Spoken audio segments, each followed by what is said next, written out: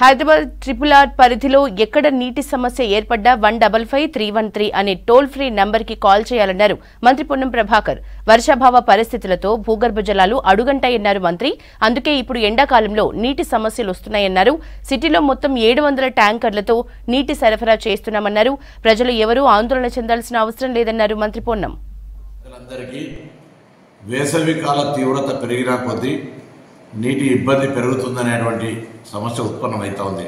కానీ ఇప్పటికీ హైదరాబాద్ ప్రజలకు సంబంధించి గతంలో 2300 MLD వాటర్ ఇచ్చేది ఉంటే ఇప్పుడు 2450 పైన మరి MLD వాటర్ను త్రాగునీటి అవసరాల కొరకు ఇవ్వడం జరుగుతోంది.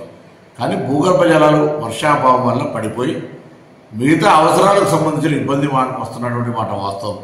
దాన్ని కూడా అధిగమించడానికి దాదాపు 750 ట్యాంకర్ల ద్వారా 3-4 ట్రిప్పులను కూడా ఎక్కడికక్కడికి అందించేటువంటి ప్రయత్నం జరుగుతూ ఉంది.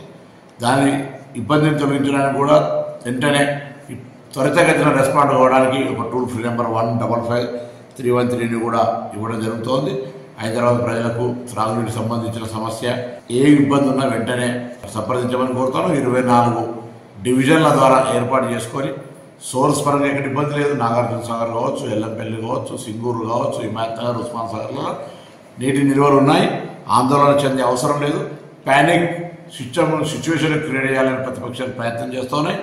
త్రాగునీటి అవసరాలకు సంబంధించి గతంలో ఏ విధంగానైతే మున్సిపల్ వ్యవస్థ ఇస్తుండేనో అంతకంటే ఎక్కువగానే నీళ్ళను డ్రా చేస్తూ ఉంది, డిస్ట్రిబ్యూషన్ చేస్తూ ఉంది.